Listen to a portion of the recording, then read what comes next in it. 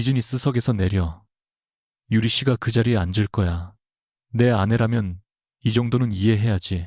한서아는 남편 강태준이 기장으로 근무하는 하늘항공 비행기에 비즈니스석 승객으로 탑승한다. 그러나 태준은 자신의 불륜 상대인 객실 사무장 최유리에게 자리를 내주라며 아내를 공개적으로 몰아붙인다. 아무도 모르는 사이 서아의 옷깃에 달린 작은 장치는 기내에서 벌어지는 모든 일을 지상으로 보내고 있다. 그리고 그 모습을 조용히 지켜보던 일회이석의 남자가 서아를 따라 이코노미석으로 내려간다. 비즈니스석에서 내려. 유리 씨가 그 자리에 앉을 거야. 내 아내라면 이 정도는 이해해야지. 강태준의 목소리는 낮았지만 1등석과 비즈니스석 사이의 얇은 커튼으로는 감출 수 없을 만큼 또렷했다. 탑승이 거의 끝난 기내에서 승객 몇 명이 고개를 돌렸고 짐칸을 정리하던 젊은 승무원의 손도 순간 멈췄다. 한소아는 창가 쪽 2A석에 앉은 채 남편을 올려다보았다. 기장 제복의 4줄 견장은 조명을 받아 반듯하게 빛났다. 그녀가 한때 누구보다 자랑스러워했던 모습이었다. 서아는 손에 들고 있던 탑승권을 천천히 접으며 물었다. 지금 나한테 승객으로서 자리를 옮겨달라는 거야? 아니면 아내니까 명령을 들으라는 거야? 태준의 미간이 좁아졌다. 말을 왜 그렇게 꼬아서 들어? 그 옆에 서 있던 객실 사무장 최유리가 난처한 표정을 지으며 끼어들었다. 사모님, 오해하지 마세요. 제가 오늘 컨디션이 조금 안 좋아서 기장님이 배려해 주시는 것뿐이에요. 서아의 시선이 유리의 목에 둘러진 실크 스카프를 스쳤다. 한 달 전 태준의 차 안에서 발견했던 것과 같은 무늬였다. 그녀는 웃지 않았다. 컨디션이 안 좋은 객실 사무장이 근무 중에 승객 좌석에 앉아야 할 정도면 운항에서 빠지는 게 먼저 아닌가요? 유리의 얼굴이 굳었다. 태준은 주변을 살핀 뒤 목소리를 더 낮췄다. 서아야, 사람들 보는 데서 이러지 마. 그냥 뒤로 가. 내가 나중에 설명할게. 서아는 그 말을 듣는 순간 이상할 만큼 마음이 차분해졌다. 설명. 지난 한 달 동안 그가 가장 많이 사용한 단어였다. 늦은 귀가도 설명하겠다고 했고 호텔 결제 내역도 설명하겠다고 했으며 새벽 2시에 걸려온 유리의 전화도 언젠가 설명하겠다고 했다. 그런데 오늘은 마침내 설명 대신 명령을 선택했다. 서아는 창밖으로 연결 통로 너머의 활주로를 한 번 바라본 뒤 다시 태준을 보았다. 내가 이 좌석을 직접 결제했어. 정상적으로 발권했고 탑승 수속도 끝냈어. 회사 규정상 객실 사무장이 근무 중인 항공편에서 승객 좌석을 개인적으로 사용하는 게 가능해. 태준의 턱이 미세하게 굳었다. 내가 운항 책임자야. 그래서 묻는 거야. 운항 책임자의 판단이야. 서아가 또박또박 되묻자 태준의 눈빛에 짜증이 번졌다. 한서아, 오늘만큼은 말 좀 들어. 유리 씨는 밤새 비행 준비했고 몸 상태도 안 좋아. 넌 어차피 비행 내내 자잖아. 이코노미나 여기나 무슨 차이가 그렇게 커? 그 순간 일회이석에서 신문을 넘기던 남자의 손이 멈췄다. 검은색 정장을 입은 그는 조금 전부터 아무 말 없이 상황을 지켜보고 있었다. 서아는 그쪽을 보지 않았다. 대신 자신의 가방에 달린 작은 은색 장식을 엄지로 한번 눌렀다. 보석처럼 보이는 장식 아래 아주 작은 불빛이 한 번 깜빡였다가 사라졌다. 차이는 가격이 아니라 원칙이야. 서아가 말했다. 태준은 헛웃음을 흘렸다. 또 그 원칙 타령이야. 집에서도 회사에서도 늘 네 기준만 맞다고 생각하지. 부부면 가끔은 남편 체면도 세워줄 줄 알아야 하는 거 아냐. 유리가 재빨리 팔을 뻗어 태준의 소매를 잡았다. 기장님 그만하세요. 제가 그냥 점프시트에 앉을게요. 말은 말리는 척했지만 손끝은 너무 자연스럽게 그의 팔 위에 머물렀다. 서아는 그 손을 바라보다가 조용히 물었다. 두 사람, 내가 없는 데서는 원래 이렇게 가까워? 유리의 손이 황급히 떨어졌다. 태준은 순간 대답하지 못했다. 아주 짧은 침묵이었다. 하지만 서아에게는 지난 한 달의 의심보다 더 정확한 대답이었다. 기내 앞쪽의 공기가 무겁게 가라앉았다. 태주는 결국 참지 못하고 이를 악물었다. 지금 질투해서 이러는 거라면 집에 가서 얘기해. 여긴 내 일터야. 서아는 그 말에 처음으로 희미하게 웃었다. 맞아. 여긴 당신 일터지. 그래서 더 궁금해졌어. 집에서 거짓말하는 남편과 회사에서 규정을 판단하는 기장이 얼마나 다른 사람인지.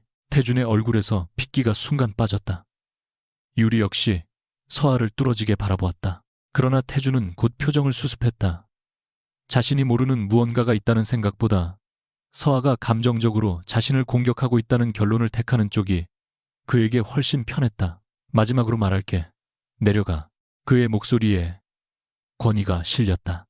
젊은 승무원이 조심스럽게 다가와 기장님 승객 좌석 변경은 본인 동의가 있어야 해서요. 라고 말했지만 태준은 곧바로 고개를 돌렸다. 박 승무원, 지금 업무 방해하지 마세요. 탑승 마감부터 확인해요. 젊은 승무원 박민지는 얼굴이 붉어진 채 물러섰다. 유리는 그런 민지를 차갑게 쳐다보았다. 서아는 그 시선을 놓치지 않았다. 그녀는 천천히 안전벨트를 풀었다. 태준의 입가에 아주 작은 승리감이 떠올랐다. 바로 그 표정을 보는 순간 서아는 자신이 왜 오늘 이 비행기에 올랐는지 다시 기억했다. 태준에게 한 번 더 기회를 주기 위해서가 아니었다. 그가 아무도 자신을 감시하지 않는다고 믿을 때 어떤 선택을 하는 사람인지 확인하기 위해서였다. 서아는 자리에서 일어나며 말했다. 알겠어. 내려갈게. 태준이 숨을 내쉬었다. 그러나 그녀는 이어서 낮고 선명하게 덧붙였다. 대신 오늘 네가 한 선택은 나중에 모른 척하지 마. 서아가 가방을 들고 통로를 걷기 시작하자 사람들의 시선이 따라붙었다. 비즈니스석을 지나 이코노미석으로 향하는 몇 걸음이 이상하리만큼 길었다. 태준과 결혼하겠다고 집을 나온 날도 이와 비슷했다. 모두가 자신을 바라봤고 아버지는 마지막까지 아무 말 없이 서 있었으며 당시의 서아는 그 침묵을 냉정함이라고 믿었다. 그녀는 27살이었다. 하늘항공 회장의 외동딸이라는 이름보다 강태준의 아내로 살아가는 편이 더 진짜 인생이라고 확신했다. 태준은 당시 부기장이었다. 비싼 식당보다 김밥집을 좋아했고 서아가 어떤 집안에서 태어났는지 묻지 않았으며 비가 오면 우산을 들고 지하철역까지 마중 나왔다. 그녀는 그런 그에게 반했다. 적어도 그렇게 믿었다. 결혼 후 서아는 가족과 거의 연락을 끊었다. 태준에게도 자신의 친정에 대해 구체적으로 말하지 않았다. 아버지가 중견 물류업을 한다는 정도만 흘렸고 태준은 더 캐묻지 않았다. 처음 몇 년은 그것이 사랑이라고 생각했다. 하지만 태준이 기장이 되고 주변에서 그를 대하는 태도가 달라지고 더 좋은 차와 더 넓은 집과 더 높은 직급을 이야기하기 시작하면서부터 그의 눈빛도 달라졌다. 어느 순간부터 그는 서아의 소박함을 사랑하지 않았다. 부끄러워했다. 서아는 그 사실을 인정하는데 너무 오래 걸렸다. 자신의 선택이 틀렸다고 말하는 순간 아버지에게 돌아가야 한다고 생각했기 때문이다. 그리고 그것은 그녀에게 패배처럼 느껴졌다. 이코노미석 중간쯤 빈 좌석이 마련되었다. 원래 직원 이동용으로 확보되어 있던 자리였다. 박민지가 조심스럽게 서아의 가방을 올려주며 작은 목소리로 말했다. 죄송합니다, 고객님. 서아는 곧바로 고개를 저었다. 승무원님이 사과할 일 아니에요. 민지는 입술을 깨물었다. 무언가 말하고 싶은 표정이었지만 뒤쪽 갤리에서 유리가 나타나자 곧 입을 다물었다. 유리는 미소를 짓고 있었지만 눈에는 경고가 담겨 있었다. 박민지 승무원 탑승 마감 보고 아직이에요. 곧 하겠습니다. 곧이 아니라 지금 하세요. 그리고 불필요하게 승객과 개인적인 대화하지 마시고요. 민지가 급히 자리를 뜨자 유리는 서아 쪽으로 몸을 숙였다. 기분 나쁘셨다면 죄송해요. 기장님이 원래 책임감이 강해서 사람 챙기는 걸 지나치게 하실 때가 있거든요. 서아는 그녀를 바라보았다. 가까이서 보니 유리의 귀에는 태준이 몇 달 전 출장에서 사왔다며 자신에게 보여주지 않았던 작은 진주 귀걸이가 걸려 있었다. 우연이라고 하기에는 이미 너무 많은 조각이 맞아떨어져 있었다. 사람을 잘 챙기나 봐요. 서아가 말했다. 유리는 잠시 멈췄다가 웃었다. 네, 특히 자기 사람은요. 그 짧은 말에 도발이 숨겨져 있다는 걸 둘 다 알고 있었다. 서아는 화를 내지 않았다. 대신 은색 장식을 손끝으로 한 번 만졌다. 지상 어딘가에서 지금 이 장면을 보고 있을 사람이 있다는 사실이 그녀를 차갑게 붙잡아 주었다. 서울 강서구 하늘항공 본사 최고층 회의실에서는 대형 화면 여러 개가 켜져 있었다. 운항 관리 기록과 객실 상황 보고가 동시에 올라오는 가운데 중앙 화면 한쪽에는 서아의 시야에서 전달되는 영상이 조용히 재생되고 있었다. 한명호 회장은 두 손을 테이블 위에 얹은 채 말없이 화면을 바라보았다. 백발이 섞인 머리와 굳은 인매 때문에 직원들 사이에서는 웃는 얼굴을 보기 힘든 사람으로 유명했다.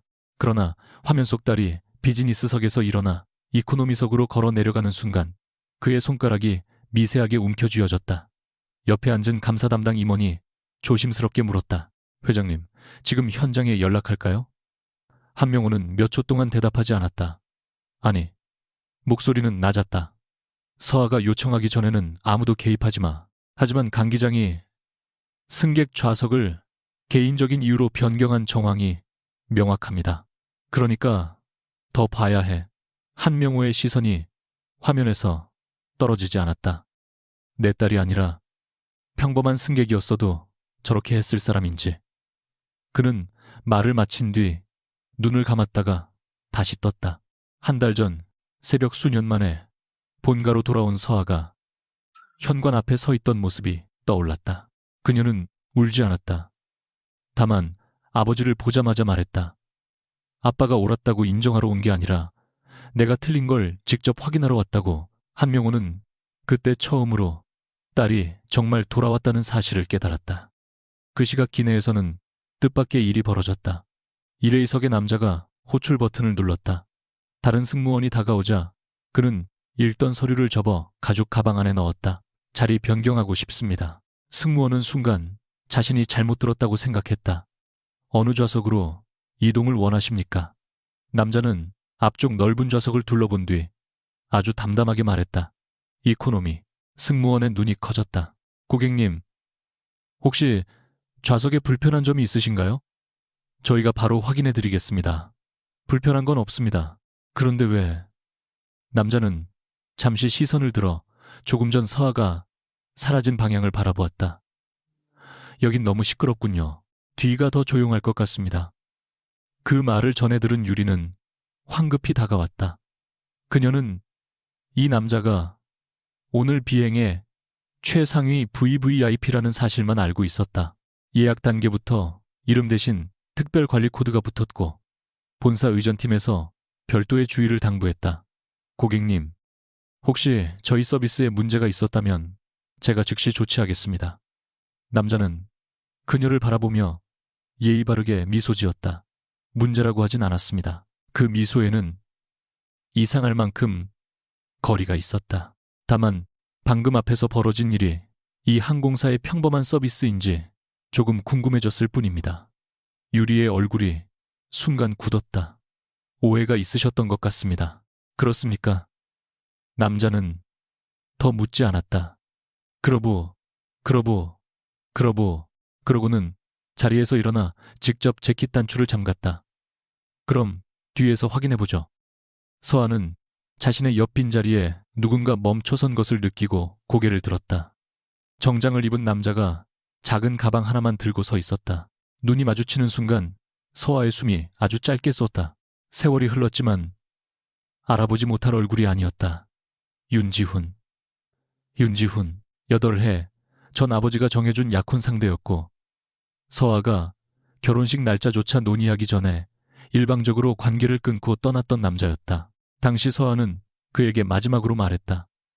당신 같은 사람이랑 결혼하면 평생 내 인생을 계약서처럼 살아야 할 것 같다고. 지훈은 그 말을 듣고도 붙잡지 않았다. 그저 알겠다고 했고 약혼 반지를 테이블 위에 내려놓은 채 먼저 자리를 떠났다.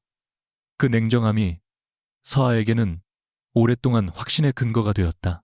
역시 사랑 없는 정략 결혼이었다고. 그런데 지금 그 남자가 자신의 옆자리 앞에 서 있었다. 지훈은 놀란 표정조차 짓지 않았다. 마치 처음부터 그녀가 여기 있을 줄 알았다는 듯 했다. 비어 있습니까? 그가 물었다. 서아는 잠시 입을 열지 못하다가 시선을 돌렸다. 직원에게 물어보세요. 이미 허락받았습니다. 지훈은 자연스럽게 자리에 앉았다. 서아는 낮은 목소리로 물었다. 일회이 두고 여기까지 내려오는 사람이 어디 있어요? 지훈은 안전벨트를 매며 대답했다. 있네. 지금. 서아가 그를 노려보자 그의 입가에 아주 희미한 미소가 스쳤다. 안전시연이 시작되고 기체가 천천히 움직이기 시작했다. 서아는 창문에 비친 자신의 얼굴을 바라보며 지훈을 의식하지 않으려 했다. 그러나 옆자리의 존재감은 좀처럼 사라지지 않았다. 몇 분 뒤 지훈이 먼저 말했다. 남편인가 봐. 서아의 손끝이 굳었다. 보셨으면 알 텐데요. 네가 결혼한 건 알고 있었지만 얼굴까지 찾아볼 취미는 없었어. 그의 말투는 여전히 차분했다. 서아는 비꼬듯 웃었다. 윤 대표님답네요. 대표가 아니라 지금은 그냥 승객인데 평범한 승객이 1A를 버리고 이코노미로 내려와요. 지훈은 곧바로 대답하지 않았다. 활주로로 이동하는 동안 기체가 가볍게 흔들렸다. 그제야 그는 옆을 보며 말했다. 평범한 아내도 남편한테 저런 대접을 받으면서 그렇게 침착하진 않지. 서아의 눈빛이 날카로워졌다.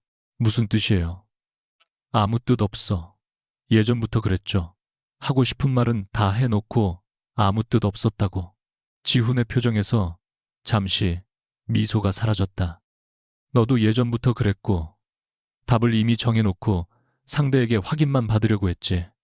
서아는 아무 말도 하지 못했다. 비행기가 가속하기 시작했다. 그 순간 그녀는 본능적으로 옷깃에 은색 장식에 손을 얹었다. 지훈의 시선이 그 손끝에 머물렀다. 너무 짧은 순간이었지만 서아는 보았다. 그가 그 장치가 단순한 액세서리가 아니라는 것을 알아챘다는 사실을. 기체가 구름 위로 올라가자 안전벨트 표시등이 꺼졌다. 서아는 휴대전화를 비행 모드로 바꾼 뒤 등받이에 몸을 기대었다. 마음속에서는 수십 가지 감정이 뒤엉켰다. 태준이 유리의 좌석 문제를 위해 자신을 공개적으로 밀어냈다는 분노 불륜을 알고도 막상 눈앞에서 두 사람의 친밀함을 확인했을 때 느낀 모욕감, 그리고 하필이면 오늘 윤지훈이 모든 모습을 보았다는 수치심까지. 하지만 그녀가 가장 견디기 힘든 것은 다른 감정이었다. 안도감. 태준이 더 이상 변명할 수 없는 선을 넘어주었다는 사실에 자신이 안도하고 있었다. 그때 지훈이 낮게 말했다. 후회해. 서아가 천천히 고개를 돌렸다. 뭘요 그때 선택. 질문은 짧았지만 무거웠다. 서아는 한동안 대답하지 않았다. 창밖에는 끝없이 펼쳐진 구름만 보였다. 마침내 그녀는 말했다. 아직 판단 중이에요. 지훈은 작게 고개를 끄덕였다. 그럴 것 같았어. 서아는 그의 말이 거슬려 몸을 돌렸다. 왜요? 지훈은 그녀의 옷깃에 달린 은색 장식을 한번 바라본 뒤 다시 눈을 맞췄다. 넌 틀렸다는 걸 인정하기 전에 반드시 직접 확인해야 하는 사람이니까. 서아의 얼굴에서 표정이 사라졌다. 아무도 그 장치의 의미를 알아서는 안 됐다. 적어도 이 비행기가 착륙하기 전까지는. 그런데 윤지훈은 이미 너무 많은 것을 보고 있었다. 앞쪽 갤리에서는 유리가 태준에게 짧은 메시지를 보내고 있었다. 서아가 이상하다는 내용이었다. 평소와 달리 화를 내지도 않고 자신과 태준의 관계를 의심하면서도 지나치게 침착하다는 것이었다. 조종석에 들어가기 전 메시지를 확인한 태준은 코웃음을 쳤다. 그는 서아가 결국 자신을 떠나지 못할 것이라고 믿었다. 몇 년 동안 친정과 멀어진 채 살아온 여자였고 특별한 직업도 없으며 생활 대부분을 자신의 수입에 맞춰온 아내라고 생각했다. 무엇보다 그는 자신이 하늘항공 최연소 기장 중 하나라는 사실에 강한 자부심을 가지고 있었다. 다음 인사에서 운항 관리직 후보로도 거론되고 있었다. 서아가 자신을 버린다는 건 그녀에게 더 큰 손해라고 믿었다. 태주는 휴대전화를 주머니에 넣으며 조종석 문 앞에서 유리에게 속삭였다. 신경 쓰지 마. 착륙하고 내가 정리할게. 유리가 불안한 얼굴로 물었다. 정말 괜찮겠어요? 태주는 자신있게 웃었다. 내가 누군데? 조종석 문이 닫혔다. 그 말은 우연히 지나가던 박민지의 귀에도 들어갔다. 민지는 잠시 굳어서 있다가 아무 말 없이 객실 뒤쪽을 바라보았다. 그곳에는 방금 기장에게 자리에서 쫓겨난 여자가 앉아 있었다. 그리고 그녀의 옆에는 일회이석을 버리고 내려온 정체불명의 VVIP가 조용히 그녀를 바라보고 있었다. 아무도 아직 몰랐다. 이 비행기에서 가장 위험한 것은 난기류가 아니라 자신이 절대 추락하지 않을 거라고 믿는 한 남자의 오만이라는 것을. 이륙 후 서비스가 시작되자 기내는 조금 전의 긴장감을 억지로 덮어쓴 듯 평온해졌다. 승무원들은 익숙한 미소로 음료 카트를 밀었고 승객들은 이어폰을 끼거나 좌석 모니터를 켰다. 그러나 한서아에게는 모든 움직임이 지나치게 선명하게 보였다. 최유리는 비즈니스석에 올라가 잠시 쉬었다가 다시 유니폼을 정리한 채 업무에 복귀했고 마치 조금 전 좌석 문제 따위는 존재하지 않았다는 듯 부드러운 목소리로 승객들을 응대했다. 서아는 그 모습을 보며 속으로 생각했다. 사람은 잘못을 저지른 순간보다 아무 일도 없었다는 얼굴로 돌아오는 순간에 더 많은 것을 드러낸다. 박민지가 음료를 들고 다가왔을 때도 유리는 멀리서 그녀의 동선을 확인하고 있었다. 민지는 서아 앞에서 잠시 멈추더니 고객님, 불편한 점 있으시면 언제든 말씀해 주세요. 라고 조심스럽게 말했다. 서아는 컵을 받으며 아까 일 때문에 걱정하지 않아도 돼요. 라고 답했다. 그 순간 유리가 뒤에서 차가운 목소리로 끼어들었다. 박민지 승무원. 34열 호출부터 확인하세요. 한 승객에게 너무 오래 머무는 것도 서비스 지연입니다. 민지는 짧게 네라고 답하고 떠났다. 서아는 그 뒷모습을 보다가 옆자리의 윤지훈에게 낮게 말했다. 아까부터 저 승무원을 계속 압박하고 있어요. 지훈은 책을 덮지도 않은 채 말했다. 봤어. 그런데 아무 말도 안 하네요. 내가 이 회사 직원은 아니니까. 서아가 그를 노려보자 지훈은 천천히 시선을 들었다. 그리고 네가 뭘 하려는지 모르는데 내가 먼저 끼어들 이유도 없고. 서아는 그 말이 마음에 들지 않았다. 정확히는 너무 정확해서 마음에 들지 않았다. 사람이 부당한 대우를 받는 걸 보면 그냥 지나치는 타입이었어요. 지훈은 잠시 그녀를 바라보다가 되물었다. 지금 그 질문 나한테 하는 거야? 아니면 너 자신한테 하는 거야? 서아의 표정이 굳었다. 지훈은 더 밀어붙이지 않고 다시 책장을 넘겼지만 이미 충분했다. 서아는 자신의 손에 놓인 물컵을 바라보았다. 사실 그녀는 알고 있었다. 오늘 이 비행에 올라오기 전 한명호 회장과 감사팀은 분명히 말했다. 관찰이 목적이며 현장 개입은 최소화하자고. 강태준 한 사람의 사생활을 확인하는 자리가 아니라 권한을 가진 사람이 평범한 승객과 부하 직원을 어떻게 대하는지를 보려는 것이었다. 서아 역시 그 원칙에 동의했다. 그런데 막상 박민지가 눈앞에서 위축되는 모습을 보니 자신의 침묵이 갑자기 비겁하게 느껴졌다. 태준이 자신에게 한 일은 견딜 수 있었다. 자신이 선택한 결혼의 결과이기도 했다. 하지만 그 결과를 다른 직원까지 대신 감당하게 둘 수는 없었다. 서아가 자리에서 일어나려 하자 지훈이 조용히 말했다. 지금 움직이면 네가 보고 싶은 장면은 끝날 수도 있어. 서아는 멈췄다. 그럼 보고만 있으라고요.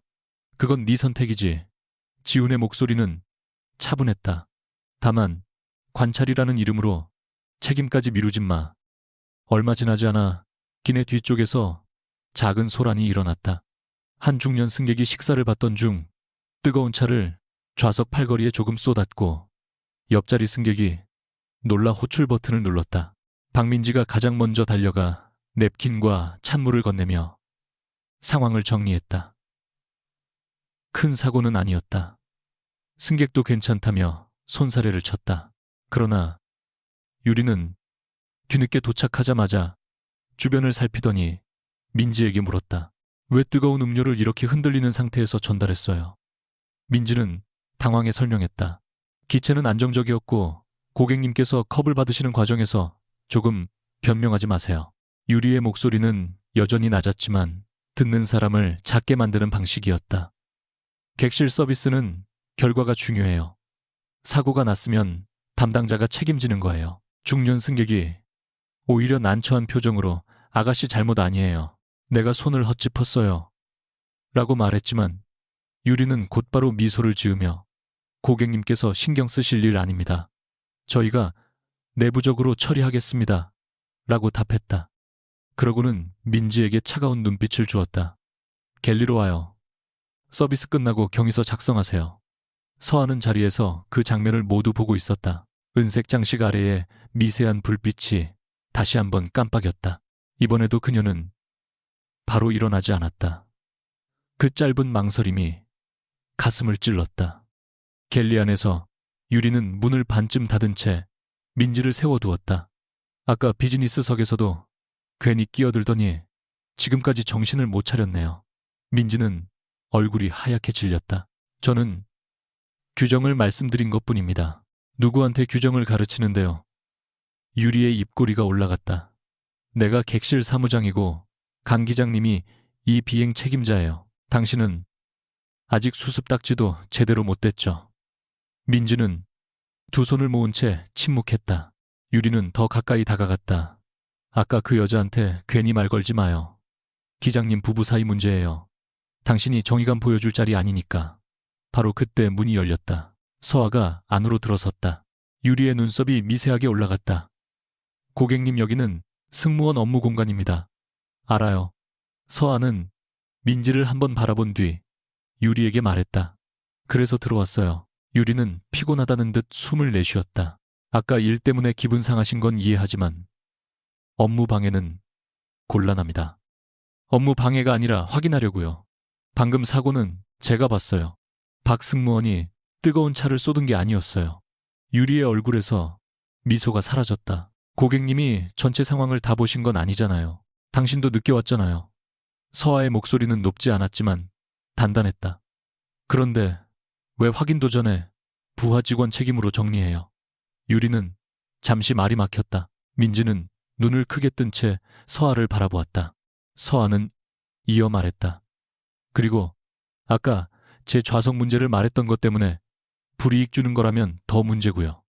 유리는 곧바로 태도를 바꾸었다. 지금 저를 모함하시는 건가요?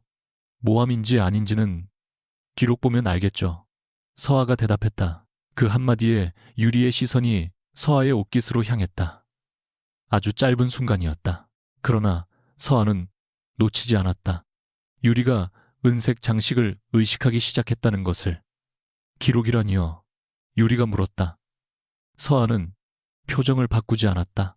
승객 진술도 기록이니까요. 유리가 다시 입을 열려는 순간 기내 전화가 울렸다. 유리는 수화기를 들었고 강태준의 목소리가 들렸다. 그는 서비스 상황을 묻다가 갤리에 서아가 있다는 말을 듣자 잠시 침묵했다. 곧이어 차가운 목소리가 흘러나왔다. 서아 바꿔. 유리가 수화기를 내밀었다. 서아는 받지 않았다. 업무 중인 기장과 개인 통화할 생각 없어요. 유리의 얼굴에 묘한 조소가 스쳤다. 기장님이 직접 말씀하시겠대요. 서아는 그제야 수화기를 들었다. 태주는 인사도 없이 말했다. 너 지금 뭐 하는 거야? 이가민 승객으로서 본 일을 말했어. 객실 업무에 왜 네가 끼어들어? 당신 아내라서 끼어들지 말라면서요. 그래서 승객으로 말하는 중이야. 태준이 한숨을 삼켰다. 그만 좀 해. 네가 오늘 이 비행 망치려고 작정했어. 서아는 몇 초간 말이 없었다. 그러다 조용히 답했다. 망가지는 건 내가 아니라 당신이 하고 있는 것 같은데. 전화를 끊고 돌아온 서아는 자신의 자리로 바로 가지 않았다. 민지가 뒤따라 나와 작은 목소리로 말했다. 고객님, 정말 괜찮습니다. 제가 알아서 할 수 있어요. 서아는 민지의 얼굴을 바라보았다. 괜찮다고 말하는 사람의 눈이 전혀 괜찮지 않았다. 혹시 이런 일이 자주 있었어요? 민지는 주변을 살피며 입술을 깨물었다. 제가 말씀드리면 더 문제가 될 수도 있어서요. 지금 대답하지 않아도 돼요. 서아는 재촉하지 않았다. 하지만 누가 물어봤을 때 사실대로 말하는 것까지 잘못은 아니에요. 민지는 잠시 침묵하다가 아주 작게 말했다. 최 사무장님이 강 기장님이랑 친하다는 건 다들 알아요. 그래서 스케줄이나 평가 문제로 다들 조심하고요. 서아의 눈빛이 가라앉았다. 평가까지요. 민지는 자신이 너무 많이 말했다는 듯 곧바로 입을 다물었다. 그때 유리가 갤리 쪽에서 나타났고 민지는 급히 고개를 숙인 뒤 자리를 떠났다. 서아는 더 묻지 않았다.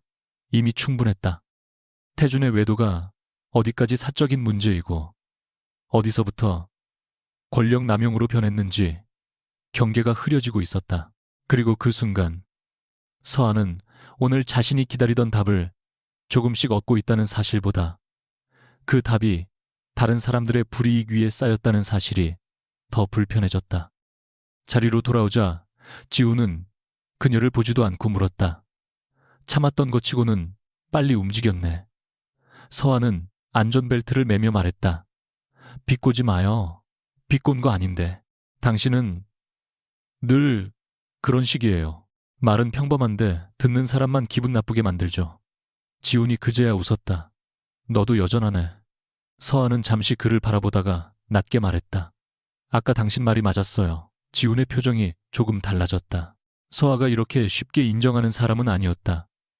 내가 보고 싶은 것만 보려고 했던 것 같아요. 태준이 어떻게 행동하는지 끝까지 확인하겠다고 생각했는데 그러다 다른 사람이 다치는 건 생각 못했어요. 지훈은 책을 덮었다. 그걸 지금 알았으면 됐지. 서아는 씁쓸하게 웃었다. 예전에도 당신이 이렇게 말했으면 덜 싫어했을 텐데 예전에 난 지금보다 더 재수 없었으니까. 예상하지 못한 대답에 서아가 잠시 웃음을 터뜨릴 뻔했다. 지우는 그녀를 바라보다가 조용히 덧붙였다. 그래도 한 가지는 똑같아. 넌 누가 대신 결정해주는 걸 제일 싫어하면서 막상 상처받으면 아무한테도 말 안 하고 혼자 결론부터 내. 서아의 표정이 다시 굳었다. 그 얘기를 왜 지금 해요? 지훈의 시선이 그녀의 옷깃으로 내려갔다. 이번에도 끝까지 혼자 결정할 생각이야. 서아의 손이 본능적으로 은색 장식 위로 올라갔다. 무슨 말인지 모르겠는데요. 그 장식, 지훈이 말했다. 보석치고는 네가 너무 자주 확인하더라. 서아는 아무 대답도 하지 않았다. 지훈은 더 가까이 오지도 목소리를 낮추지도 않았다. 오히려 태연하게 창밖을 바라보며 말했다. 걱정 마. 남들한테 말할 생각 없어. 뭘 안다고요?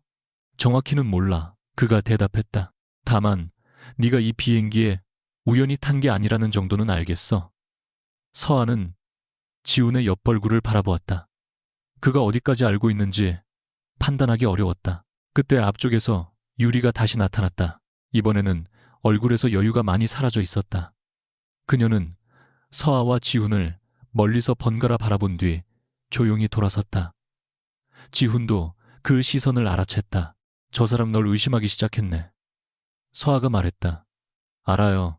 그래도 계속할 거야. 서아는 잠시 눈을 감았다가 떴다. 네. 지훈은 고개를 끄덕였다. 그럼 적어도 다음엔 누가 다치기 전에 움직여. 그 말은 조언 같기도 했고 경고 같기도 했다. 이상하게도 서아는 화가 나지 않았다.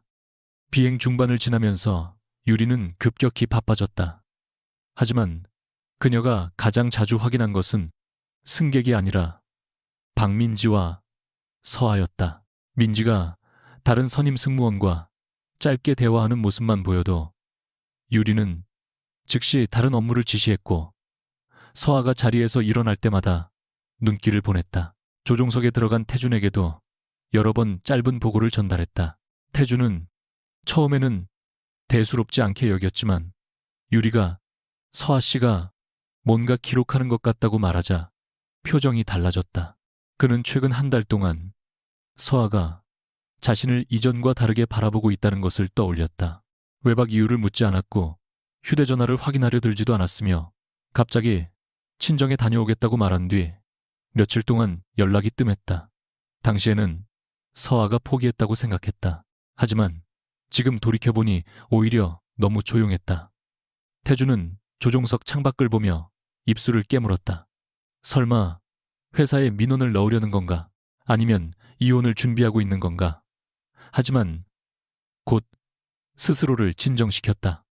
서아에게는 자신을 무너뜨릴 힘이 없다고 믿었다.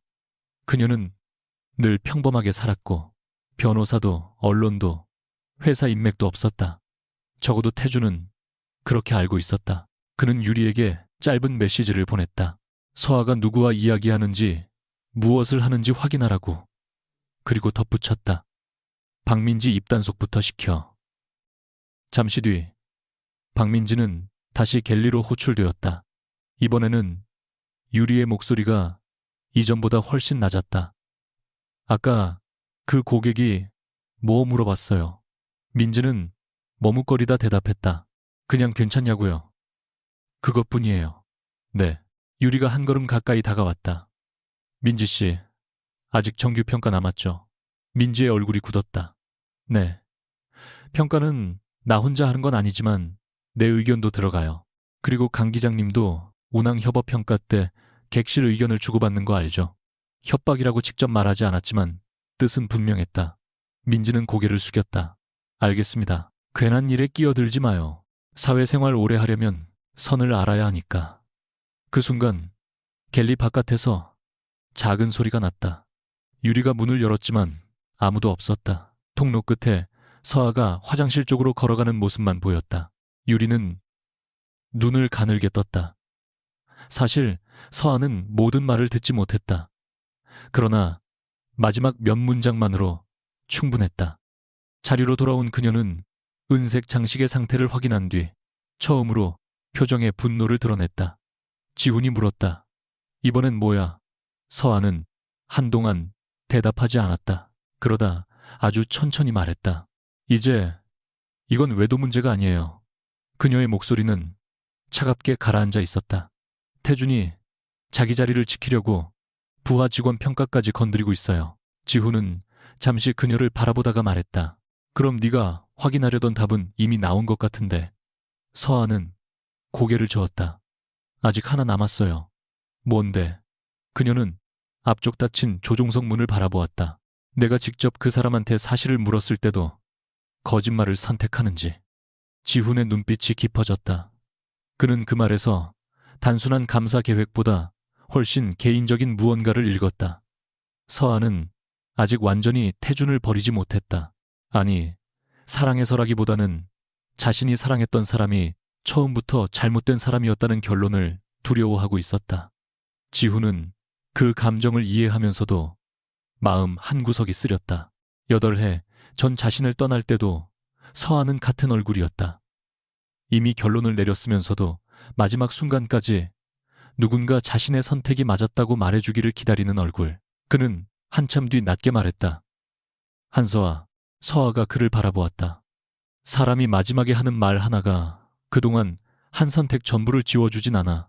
서아의 입술이 굳었다. 알아요. 모르는 것 같은데. 지훈은 시선을 피하지 않았다. 그래도 확인하고 싶으면 해. 대신 그 대답이 네가 원하는 모양이 아니어도 받아들여. 서아는 한동안 아무 말도 하지 않았다. 마침내 그녀는 옷깃의 은색 장식을 한번 눌렀다. 작은 불빛이 켜졌다가 사라졌다. 그리고 조용히 말했다. 이번엔 도망가지 않을 거예요.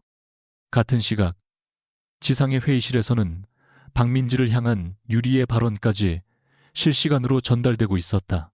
한명호 회장은 여전히 개인 명령을 내리지 않았지만 표정은 처음보다 훨씬 굳어 있었다. 감사팀 임원이 말했다. 강 기장이 객실 인사평가에 실제 영향력을 행사했는지 확인이 필요합니다. 아직 직접적인 지시 증거는 없습니다. 한명호는 고개를 끄덕였다. 추정으로 사람을 자르진 않을 거야. 기록부터 확인해. 그리고 잠시 후 그는 화면 속 서아를 바라보았다. 딸은 윤지훈과 무언가 이야기하고 있었다. 한명호의 눈썹이 미세하게 움직였다. 윤지훈이 왜 저기 있지? 아무도 대답하지 못했다. VIP 예약은 별도 코드로 관리되고 있었고 그가 정확히 어떤 이름으로 탑승했는지 회의실 직원들도 바로 확인하지 못하고 있었다. 한명호는 한동안 화면을 바라보다가 아주 작게 한숨을 쉬었다. 수년 전 자신이 만든 혼담을 박차고 떠난 딸과 그 혼담의 상대였던 남자가 하필 오늘 같은 비행기의 이코노미석에 나란히 앉아 있었다. 그러나 지금 중요한 것은 그 우연이 아니었다. 화면 속 서아의 눈빛이 달라지고 있었다. 한명호는 그것을 알아보았다. 어린 시절부터 딸이 가장 어려운 결정을 내리기 직전에 짓던 표정이었다. 그는 조용히 말했다. 착륙 전까지 아무도 서아한테 연락하지 마. 그리고 잠시 후 덧붙였다. 이번 선택은 끝까지 그 애가 하게 둬. 이번 이각하게 둬. 착륙까지 2시간이 남았다는 안내방송이 나오자 강태준은 처음으로 조종석 안에서 집중력이 흐트러지는 것을 느꼈다. 계기판은 안정적이었고 항로에도 문제는 없었다. 그런데 머릿속에서는 최유리가 보낸 짧은 문장들이 계속 반복됐다. 서아 씨가 뭔가 기록하는 것 같아요. 박민지가 계속 그쪽 눈치를 봐요. 일레이 승객도 서아 씨와 같이 뒤로 내려갔어요. 태주는 입술 안쪽을 깨물었다. 한서아는 원래 싸움을 크게 만드는 여자가 아니었다. 화가 나면 침묵했고 상처받으면 혼자 사귀었으며 결국 어느 순간 아무 일도 없었다는 얼굴로 돌아왔다. 태주는 그 성격을 오랫동안 편리하게 이용했다. 외박을 해도 크게 따지지 않았고 휴대전화를 뒤집어 놓아도 캐묻지 않았으며 유리와의 관계가 점점 노골적으로 변했는데도 서아는 결정적인 질문을 하지 않았다. 그래서 태주는 안심했다. 아내가 몰라서가 아니라 알아도 떠날 수 없는 사람이라고 생각했다. 그런데 오늘은 달랐다. 서아는 자신에게 모욕을 당하고도 울지 않았다. 오히려 자신이 무슨 선택을 하는지 하나씩 확인하듯 질문했다. 기장으로서 한 판단이냐고, 회사 규정상 가능한 일이냐고, 나중에 모른 척하지 말라고 했다. 그제야 태주는 등골이 서늘해졌다. 그녀는 상처받은 아내처럼 행동한 것이 아니라 누군가를 평가하는 사람처럼 행동하고 있었다. 태주는 부기장에게 운항을 맡긴 뒤 객실 상황을 확인하겠다는 명목으로 잠시 조종석 밖으로 나왔다. 그는 가장 먼저 유리를 불러 낮은 목소리로 물었다. 서아가 누구랑 연락했어? 유리는 고개를 저었다. 인터넷 연결은 거의 안 썼어요. 그런데 그 옷에 달린 장식이 좀 이상해요. 태준의 얼굴이 굳었다. 오, 씨는 그런 단도로 장식 계속 만져요. 불빛도 본 것 같고요. 그 순간 태준은 확신이 아니라 공포에 가까운 의심을 느꼈다. 유리는 그 공포를 놓치지 않았다. 그녀에게도 오늘은 단순한 불륜 현장이 아니었다. 태준이 흔들리면 자신이 쌓아 올린 모든 것도 흔들렸다. 그녀는 지난 몇 년 동안 누구보다 열심히 일했다고 믿었다. 승객에게 고개 숙이고 선배들의 기분을 맞추고 평가 시즌마다 실수를 숨기지 않으려 애쓰며 객실 사무장까지 올라왔다. 그러나 어느 순간부터는 실력만으로 더 높은 곳에 가기 어렵다고 느꼈다. 누군가는 집안 덕으로 좋은 노선을 받고 누군가는 인맥으로 승진이 빨랐다. 그때 강태준이 나타났다. 젊은 나이에 기장이 된 남자, 임원들에게 이름이 오르내리는 남자, 자기 옆에 있는 사람을 끌어올릴 힘이 있어 보이는 남자였다. 유리는 그를 사랑한다고 생각했지만 사실 그녀가 먼저 사랑한 것은 그의 내줄 견장이었다. 그래서 지금 태준이 불안해하는 모습이 견딜 수 없었다. 기장님, 서아 씨가 회사에 민원을 넣으려고 하는 거면 먼저 정리해야 해요. 유리가 말했다. 태준이 날카롭게 물었다. 어떻게? 오늘 있었던 일을 부부싸움으로 만들면 돼요.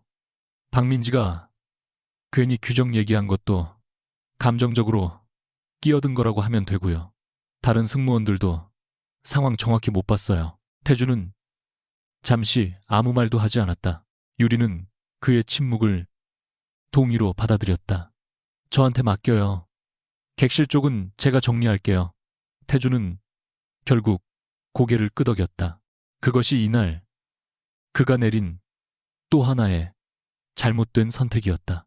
사실대로 설명하고 문제를 수습할 마지막 기회가 있었지만 그는 다시 책임보다 통제를 택했다. 박민지는 잠시 뒤 승무원 휴게 공간으로 불려갔다. 유리는 다른 선임 승무원 2명까지 함께 세워놓고 매우 침착한 목소리로 말했다. 오늘 앞쪽에서 있었던 좌석 변경 건 외부에서 문의가 들어올 수도 있으니까 사실관계를 통일해 둘게요. 기장 부부 사이에 개인적인 대화가 있었고 고객이 자발적으로 좌석을 옮긴 겁니다. 최종적으로 강제 조치는 없었어요. 민지의 손끝이 굳었다. 하지만 고객님이 처음에는 거부하셨고 기장님이 계속 내려가라고 하셨잖아요. 유리의 눈빛이 차갑게 변했다. 그래서 결국 본인이 걸어갔죠. 그건 박 승무원. 유리는 한 글자씩 눌러 말했다. 본인이 본 것만 말해요. 해석하지 말고. 다른 선임 승무원들은 눈을 피했다. 누구도 동의하지 않았지만 누구도 반박하지 않았다. 민지는 입술을 깨물었다. 그때 문 밖에서 서아의 목소리가 들렸다. 그럼 제가 본 것도 말해도 되겠네요. 유리는 몸을 돌렸다. 서아는 문 앞에 서 있었고 그 뒤로 윤지훈이 조금 떨어진 곳에서 상황을 바라보고 있었다. 유리의 얼굴이 굳었다. 고객님, 또 업무 공간에 들어오시면 곤란합니다. 이번엔 들어온 게 아니라 지나가다가 들었어요. 서아는 민지를 바라봤다. 그리고 제가 자발적으로 좌석을 옮겼다는 말은 사실이 아니에요. 유리가 곧바로 반박했다. 본인이 직접 일어나서 이동하셨잖아요. 서아의 눈이 차갑게 가라앉았다. 거절했는데 기장이 반복해서 요구했고 부하 직원이 규정을 말하자 업무 방해라고 제지했죠. 그 상황에서 제가 계속 앉아 있으면 운항 자체를 방해하는 승객처럼 만들었을 테고요. 유리는 입을 다물었다. 서아는 민지 쪽으로 몸을 돌렸다. 당신이 본 그대로 말해요. 나 때문에 불이익 받을 필요 없어요. 민지가 떨리는 목소리로 말했다. 그럼 가망노. 그럼 고객님은요? 서아는 잠시 멈췄다가 답했다. 나는 내가 선택한 일에 책임질 수 있어요. 그 말은 지훈에게도 들렸다. 그는 서아를 바라보며 미세하게 눈빛을 바꿨다. 8해 전에 한서아는 책임보다 자유를 먼저 외쳤다. 아버지가 만든 약혼도 가문의 이름도 자신이 물려받을 자리도 모두 버리면 비로소 자기 인생이 시작된다고 믿었다. 당시 지훈은 그것이 무모하다고 생각했고 그래서 붙잡지 않았다. 하지만 마음 한구석에서는 그녀가 언젠가 후회하며 돌아오기를 바랐다. 그것이 자신의 상처를 보상해 줄 것이라고 생각했기 때문이다. 지금 눈앞의 서아를 보며 그는 그 생각이 얼마나 유치했는지 조금씩 깨닫고 있었다. 서아는 후회하고 있었지만 누군가에게 구해달라고 돌아온 것이 아니었다. 자신이 잘못 선택했다면 그 대가까지 직접 마주하려 하고 있었다. 유리는 주변 승무원들이 듣고 있다는 사실을 의식하며 목소리를 낮췄다. 고객님이 지금 하시는 행동 때문에 기장님 경력과 승무원들 평가까지 엉망이 될 수 있어요. 개인적인 감정으로 회사를 흔드는 건 너무한 것 아닌가요? 서아는 그 말에 잠시 웃었다. 개인적인 감정. 남편과 저 사이를 의심하시니까 이러시는 거잖아요. 유리는 한 걸음 더 나왔다. 솔직히 말씀드리면 기장님도 힘들어 하셨어요. 집에서 이해받지 못한다고요. 그 순간 서아의 표정이 처음으로 흔들렸다. 유리는 그것을 보고 힘을 얻었다. 부부 문제가 있으면 두 분이 해결하세요. 왜 회사와 다른 직원들까지 끌어들여요? 서아는 몇 초 동안 말이 없었다. 그러다 아주 조용히 말했다. 당신과 내 남편이 호텔에 들어간 걸 내가 직접 본 게 한 달 전이에요. 유리의 얼굴에서 색이 빠졌다. 주변이 조용해졌다. 박민지뿐 아니라 선임 승무원들까지 숨을 죽였다. 유리는 입을 열었지만 소리가 나오지 않았다. 서아는 감정을 폭발시키지 않았다. 오히려 너무 담담해서 더 무서웠다. 처음에는 나도 내가 잘못 본 줄 알았어요. 그래서 확인했어요. 출장이라고 했던 날 두 사람이 같은 장소에 있었고 태준이 숨긴 결제 내역도 받고 새벽마다 이어진 연락도 확인했어요. 그래도 바로 찾아와 소리 지르지 않았어요. 유리가 겨우 말했다. 그건 오해예요. 그러겠죠. 이제부터는 다 오해라고 하겠죠. 서아가 대답했다. 그래서 오늘 여기 있는 거예요. 누가 내 남편을 빼앗았는지 확인하려고 온 게 아니라 내가 몇 년 동안 어떤 사람을 믿고 있었는지 끝까지 보려고. 유리의 눈이 서아의 옷깃에 멈췄다. 이번에는 확실했다. 그녀는 은색 장식이 단순한 액세서리가 아니라고 믿기 시작했다. 유리는 급히 말했다. 녹음하고 있어요. 서아는 대답하지 않았다. 그 침묵이 오히려 더 큰 공포를 만들었다. 유리는 다급히 앞으로 나섰지만 지훈이 한 발 움직이며 자연스럽게 길을 막았다. 손을 대지도 위협적인 말을 하지도 않았다. 그냥 그 자리에 섰을 뿐이었다. 유리가 날카롭게 말했다. 고객님, 비켜주세요. 업무상 확인해야 합니다. 지훈은 차분하게 대답했다. 승객 소지품을 강제로 확인하는 게 업무입니까? 유리는 입을 다물었다. 서아는 지훈을 바라보았다. 잠깐 고마움을 느꼈지만 곧 다시 굳은 표정으로 돌아섰다. 이 싸움에서 그에게 기대고 싶지 않았다. 상황이 심상치 않다는 연락을 받은 태주는 결국 직접 객실로 나왔다. 승객들 눈에 띄지 않는 뒤쪽 갤리에서 서아와 마주한 그는 처음부터 화가 나 있었다. 너 대체 무슨 짓을 하고 있는 거야? 서아는 그의 얼굴을 바라봤다. 조금 전까지 기장이라는 자부심으로 가득했던 남자의 눈에는 이제 초조함이 떠올라 있었다. 내가 묻고 싶은 말인데 유리가 말도 안 되는 오해 때문에 직원들까지 불편하게 만들고 있다잖아. 그 순간 서아의 눈빛이 완전히 식었다. 아직도 그 사람부터 감싸는 게 아니라 사실을 말하는 거야. 태주는 목소리를 낮췄다. 그리고 너 지금 뭘 녹음하거나 찍고 있으면 당장 꺼. 회사 업무 방해로 문제될 수 있어. 서아는 한 걸음도 물러서지 않았다. 내가 뭘 찍었다고 했어. 태주는 대답하지 못했다. 당신이 왜 그렇게 무서워하는지 모르겠네. 아무 잘못도 안 했으면. 태주는 이를 악물었다. 한서아, 질투 때문에 내 커리어 망치려고 하지 마. 질투. 서아가 되물었다. 호텔에서 당신과 최유리를 본 게 한 달 전이야. 태준의 눈동자가 흔들렸다. 바로 그 반응으로 서아는 마지막 남은 의심마저 지웠다. 그래도 그녀는 기다렸다. 혹시 지금이라도 그가 사과할지, 변명 대신 사실을 인정할지. 그러나 태준은 말했다. 그날은 네가 생각하는 그런 일이 아니었어. 서아는 눈을 감았다가 떴다. 그럼 뭐였는데? 태준은 몇 초 동안 말을 찾았다. 유리가 개인적인 문제로 힘들어해서 잠깐 상담한 거야. 호텔 객실에서 사정이 있었어. 서아는 웃지 못했다. 그토록 예상했던 거짓말인데 실제로 듣자 가슴 한가운데가 아주 조용히 무너졌다. 태주는 오히려 서아의 침묵을 기회라고 생각했다. 그는 목소리를 조금 누그러뜨렸다. 서아야, 우리 집에 가서 이야기하자. 지금 여기서 이러면 너도 좋을 거 없어. 내가 곧 중요한 인사 앞두고 있는 거 알잖아. 서아는 그를 똑바로 바라보았다. 그래서 내가 운항관리 쪽으로 올라가면 우리 생활도 달라져. 지금까지보다 훨씬 안정될 거야. 네가 원하는 것도 더 해줄 수 있고. 그 말에 서아는 한순간 자신이 잘못 들었다고 생각했다. 내가 원하는 게 뭔데? 태주는 답답하다는 듯 말했다. 당연히 더 나은 생활이지. 지금까지 나 따라서 고생했잖아. 서아는 그제야 깨달았다. 태주는 결혼 생활 내내 자신이 서아를 먹여 살렸다고 믿고 있었다. 서아가 일부러 생활 수준을 낮추고 가족 도움을 거절하고 그의 월급 안에서 살았던 것을 가난해서 그런 것이라고 생각했다. 그녀는 아주 천천히 물었다. 그래서 최유리도 당신이 더 높은 자리에 올라가면 필요한 사람이라고 생각했어. 태준의 얼굴이 굳었다. 그 얘기를 왜 그렇게 연결해?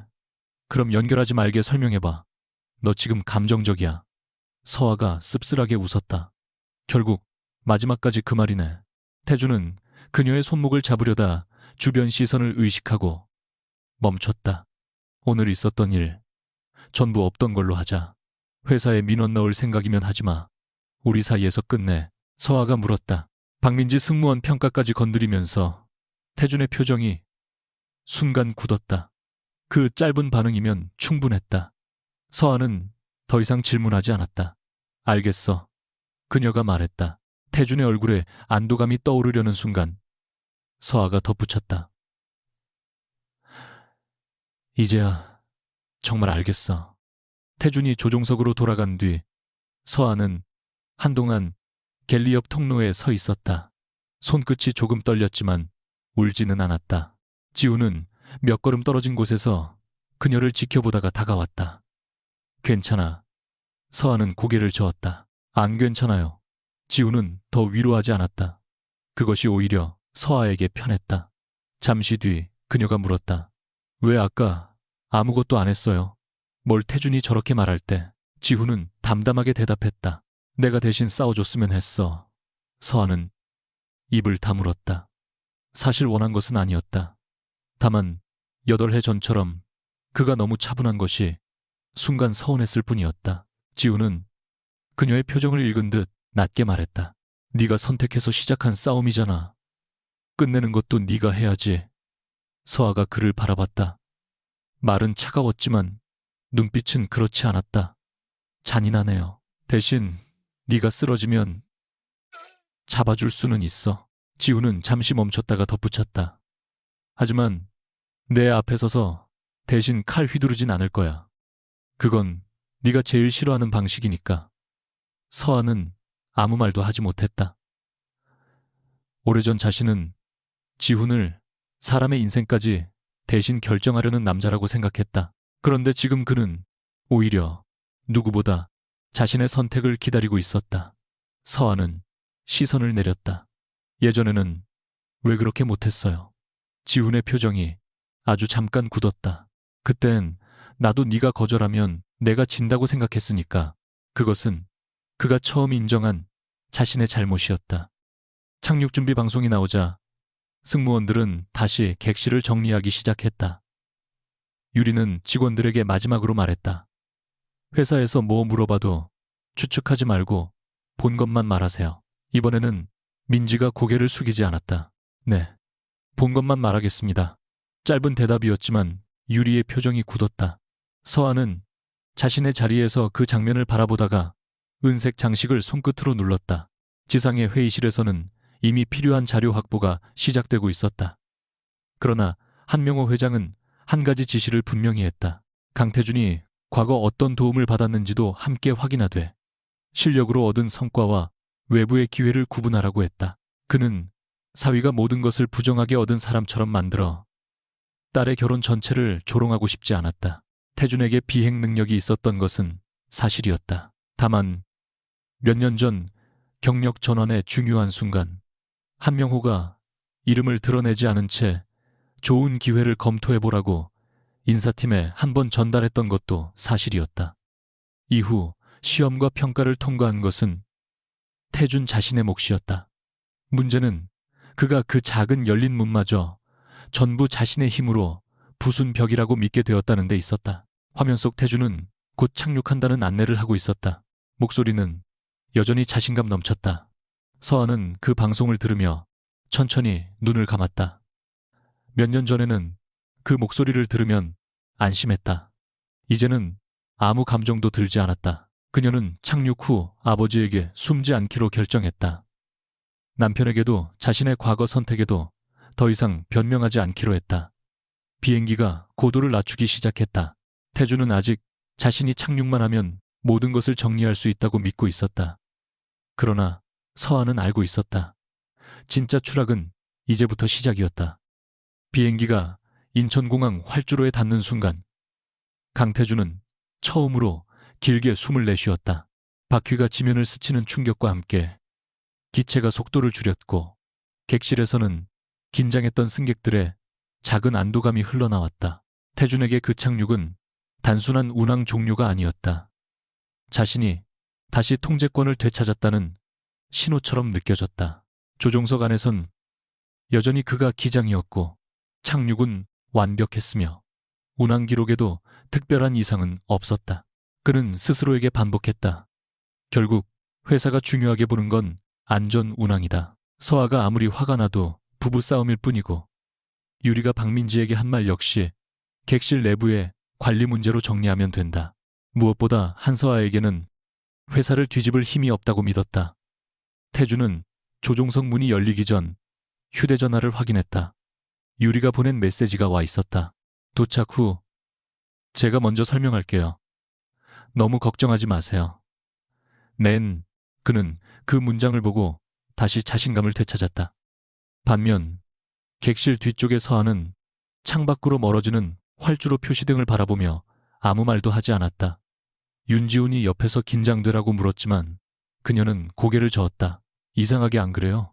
왜 비행기 안에서는 계속 뭔가 확인해야 한다고 생각했는데 이제는 확인할 게 없어서요. 지훈은 그녀를 바라봤다. 서아는 아주 천천히 덧붙였다. 남은 건 내가 책임질 일이죠. 그 말에는 승리감이 없었다. 오히려 오래 끌어온 선택에 마침표를 찍으려는 사람의 피로가 담겨 있었다. 탑승교가 연결되고 승객들이 하나둘 자리에서 일어났다. 비즈니스석 승객들이 먼저 빠져나가는 동안 유리는 누구보다 빠르게 표정을 정리했다. 그녀는 화장을 한번 확인하고 스카프를 반듯하게 고쳐 맨 뒤 태준을 기다렸다. 밖에서 무슨 얘기가 나와도 제가 먼저 설명할게요. 유리가 낮게 말했다. 태준은 고개를 끄덕였다. 서아가 감정적으로 움직인 거라고만 하면 돼. 좌석 문제도 결국 본인이 옮긴 거고. 박민지는요. 걔가 뭐라고 해봤자 신입이야. 태준의 대답에는 아직도 확신이 있었다. 그 순간 몇 걸음 떨어진 곳에서 박민지가 그 말을 들었지만 아무 표정도 짓지 않았다. 다만 손에 들고 있던 서비스 기록지를 조금 더 세게 쥐었다. 서아는 승객들이 거의 빠져나간 뒤 천천히 자리에서 일어났다. 지훈도 함께 일어났지만 그녀보다 먼저 나서지 않았다.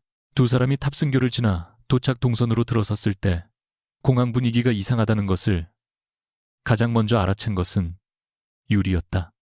평소 같으면 지상 직원 몇 명이 대기하고 있을 공간에 검은 정장을 입은 사람들이 줄지어 서 있었다. 그 뒤에는 하늘항공 운항본부장, 감사 책임자, 인사 담당 임원까지 나와 있었다. 태준의 걸음이 느려졌다. 무슨 일이지? 유리가 속삭였다. 아무도 대답하지 못했다. 그리고 그 사람들 사이가 갈라지며 한명호 회장이 앞으로 걸어 나왔다. 태준은 그 얼굴을 당연히 알고 있었다. 회사 내부 영상과 신년사 경영회의 자료에서 수없이 봤던 사람. 하늘항공의 창업주이자 현 회장. 태준은 본능적으로 허리를 숙였다. 회장님, 여긴 어떻게... 그러나 한명호는 그를 보지 않았다. 그의 시선은 태준 뒤에 서 있던 한서아에게 곧장 향했다. 고생했다. 한명호의 첫 마디는 그것뿐이었다. 서아는 잠시 아버지를 바라보다가 조용히 고개를 숙였다. 네, 그 짧은 대답이 떨어지는 순간 태준은 이상한 느낌을 받았다. 회장이 평범한 승객에게 할 수 있는 말투가 아니었다. 더 이상한 것은 주변 임원들의 태도였다. 누구도 서아를 제지하지 않았고 오히려 그녀가 앞으로 걸어오자 자연스럽게 자리를 비켰다. 한명호가 다시 말했다. 한서아 본부장 후보의 현장 점검 기록은 회의실로 바로 넘기게. 태준의 얼굴이 굳었다. 유리가 숨을 삼키는 소리가 들렸다. 서아는 아버지를 향해 낮게 말했다. 아직 후보라는 말 붙여주세요. 오늘 결과 포함해서 정식 평가 끝나기 전까지요. 한명호는 딸을 잠시 바라보다가 고개를 끄덕였다. 그래, 내 뜻대로 하지. 태준은 입을 열었지만 목소리가 나오지 않았다. 몇 초 후에야 겨우 말했다. 서아야, 지금 무슨 소리야? 서아가 천천히 그를 돌아봤다. 그 눈빛은 비행기 안에서 자신을 바라보던 아내의 눈빛과 달랐다. 소개가 늦었네. 그녀는 너무 차분해서 오히려 잔인하게 들릴 정도였다. 한서아, 한명호 회장의 딸이고 하늘항공 경영 승계 평가를 받고 있어. 태준의 얼굴에서 핏기가 사라졌다. 그는 믿을 수 없다는 듯 한명호와 서아를 번갈아 바라봤다. 말도 안 돼. 한명호가 처음으로 태준을 바라봤다. 내 딸이 네 아내라는 게 그렇게 말이 안 되나. 태준은 다급히 고개를 저었다. 아닙니다. 저는 그게 아니라. 그럼 어떤 부분이 말이 안 된다는 건지 들어보지. 회장의 목소리는 높지 않았지만 주변 공기가 단번에 얼어붙었다. 유리는 상황을 이해한 순간 누구보다 빠르게 태도를 바꿨다. 조금 전까지 태준 옆에 붙어있던 그녀가 한 걸음 물러섰다. 그리고 놀랍게도 가장 먼저 입을 연 사람 역시 유리였다. 회장님, 저는 정말 몰랐습니다. 태준이 그녀를 돌아봤다. 유리는 눈에 눈물까지 맺으며 말을 이었다. 저는 기장님 부부의 사적인 관계를 전혀 몰랐고 오늘 좌석 문제도 강 기장님이 먼저 지시하셔서 따랐을 뿐입니다. 저는 오히려 거절하려고 했습니다. 태준의 눈이 커졌다. 최유리, 너 지금 무슨 소리야? 사실대로 말하는 거예요. 유리는 한명호 쪽을 향해 몸을 돌렸다. 기장님이 계속 저한테 쉬라고 하셨고 사모님 좌석에 앉으라고 강요했습니다. 저는 괜찮다고 여러 번 말씀드렸어요. 태준의 얼굴이 붉어졌다. 네가 먼저 비즈니스석에 앉고 싶다고 했잖아. 주변 사람들이 일제히 그를 바라봤다. 태준은 자신이 무슨 말을 했는지 뒤늦게 깨달았지만 이미 늦었다. 유리 역시 당황했지만 곧바로 반박했다. 제가 언제요? 기장님이 사모님이 어차피 자니까 자리 바꿔도 된다고 하셨잖아요. 네가 서아를 일부러 앞에서 망신 주면 나도 결혼 정리하기 편하다고. 태준은 거기까지 말하고 입을 다물었다. 서아의 눈빛이 아주 잠깐 흔들렸다. 유리도 얼굴이 하얗게 질렸다. 방금 태준은 살기 위해 자신을 변호하려다가 둘 사이의 사적인 공모를 스스로 폭로해버린 셈이었다. 한명호의 손등에 핏줄이 도드라졌지만 그는 앞으로 나서지 않았다.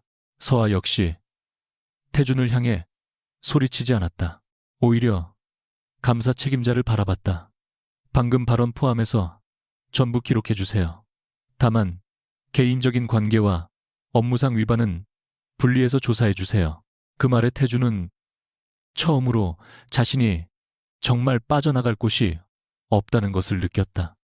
감사 책임자가 준비한 태블릿을 펼쳤다. 강태준 기장님, 오늘 현장 점검 자료와 객실 승무원 초기 진술을 기준으로 몇 가지 사실관계를 확인하겠습니다. 지금 여기서 최종 징계를 결정하는 자리는 아닙니다. 태준은 그 말에서 희망을 찾으려는 듯 고개를 들었다. 그러나 이어지는 내용은 더욱 무거웠다. 정상 발권된 승객에게 사적인 이유로 반복적인 좌석 변경을 요구한 정황 부하 직원이 절차를 언급하자 업무 방해라고 질책한 발언, 객실 사무장과의 개인적 관계가 근무 배치와 평가에 영향을 줬을 가능성, 그리고 박민지에게 사실상 진술 방향을 제안하려 한 정황까지 하나씩 제시됐다. 태준이 급히 말했다. 잠깐만요. 이건 전부 저쪽에서 촬영한 영상만 가지고 판단하는 것 아닙니까? 서아가 이미 저한테 악감정을 가지고 있었고 서아가 그의 말을 자르지 않았다. 감사 책임자가 대신 대답했다. 그래서 영상 하나로 판단하지 않습니다. 객실 서비스, 기록 탑승, 기록 승무원 진술, 기존 평가 자료를 함께 검토할 겁니다. 박민지가 앞으로 한 걸음 나왔다. 얼굴은 긴장으로 굳어 있었지만 목소리는 생각보다 또렷했다. 제가 본 그대로 말씀드리겠습니다. 한서아 고객님은 처음에 좌석 변경을 거절하셨습니다. 제가 본인 동의가 필요하다고 말씀드렸을 때 강 기장님께서 업무 방해하지 말라고 하셨습니다. 그리고 최 사무장님은 이후 저에게 이 일에 끼어들지 말라고 말씀하셨습니다.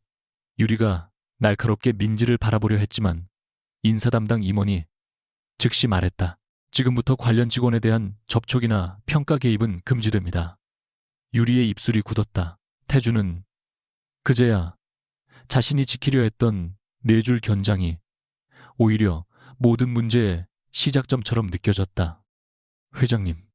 태주는 갑자기 한명호 앞으로 다가갔다. 제가 잘못한 부분은 인정합니다. 하지만 운항 자체에는 아무 문제 없었습니다. 저는 이 회사에서 10년 넘게 비행했고 제 실력으로 여기까지 왔습니다. 그의 목소리에는 절박함이 섞여 있었다. 부부 사이 문제 때문에 제 경력 전체를 부정당하는 건 부당합니다. 한명호가 무언가 말하려 했지만 서아가 먼저 입을 열었다. 맞아. 태준이 놀라 그녀를 바라봤다. 당신 실력까지 부정할 생각 없어.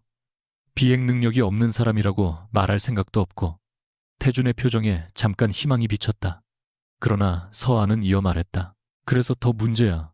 능력이 있으면서도 그 능력이 네가 사람을 함부로 대할 자격까지 준다고 믿었으니까. 태준은 입을 다물었다. 서아는 숨을 한 번 고른 뒤 말했다. 오늘 내가 원한다고 해서 당신 면허가 사라지는 일은 없어. 아버지가 화났다고 해서 자격이 없어지는 것도 아니고 회사는 회사 절차대로 조사할 거야. 필요한 경우 관련 기관 판단도 따르겠지. 하지만 조사 기간 동안 운항 업무에서 제외되는 건 당연해. 운항 본부장이 곧바로 고개를 숙였다. 강 기장은 즉시 비행 업무에서 배제하고 조사 결과가 나올 때까지 모든 운항 스케줄을 중단하겠습니다. 태준이 비틀거리듯 한 걸음 뒤로 물러났다. 그것은 해고 통보보다도 먼저 그를 무너뜨렸다. 평생 자신의 존재를 증명한다고 믿었던 조종석에 내일부터 들어갈 수 없다는 사실이 현실이 된 것이다. 유리는 다시 한번 살 길을 찾으려 했다. 저는 정말 피해자입니다. 강 기장님이 상사 위치를 이용해서 저를 압박한 부분도 있어요. 그 말에 태준이 허탈하게 웃었다. 처음에는 짧은 웃음이었지만 곧 분노로 변했다. 피해자 그는 유리를 바라보며 믿을 수 없다는 듯 고개를 흔들었다.